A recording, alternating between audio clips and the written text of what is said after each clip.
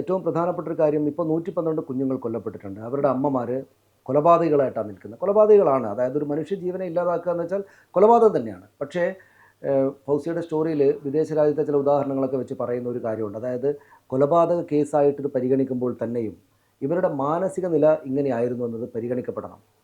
ഇവരുടെ മാനസിക നില ഇങ്ങനെയാകുന്നതിന് കാരണം ഈ പെരിനാറ്റൽ സൈക്കോസിസ് എന്ന അവസ്ഥയാണ്.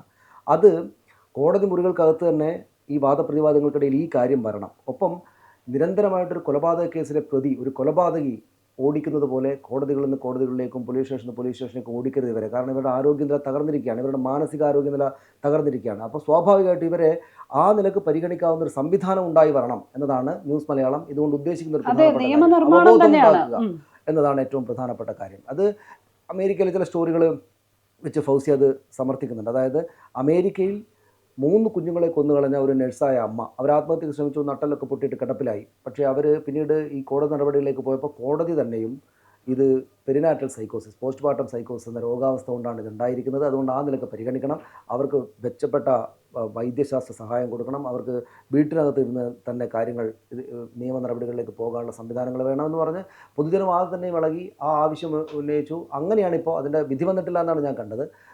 അതിൻ്റെ പ്രോസസ്സ് നടന്നുകൊണ്ടിരിക്കുന്നത്. അപ്പോൾ ഈ നിർഭാഗ്യകരമായ സംഭവം സംഭവിച്ചു കഴിഞ്ഞു. അവരുടെ ജീവിതത്തിലെ എന്നേക്കുമായിട്ട് മനസ്സിൽ ഒരിക്കലും മായാത്ത മുറിവായിട്ട് ഈ കുഞ്ഞുങ്ങളെ കൊന്ന സംഭവം കിടക്കും. പക്ഷേ അവരോടൊപ്പം നിൽക്കാനുള്ള ചുമതല അവർ കൊലപാതകികളാണെങ്കിൽ പോലും പൊതുസമൂഹത്തിനുണ്ട്.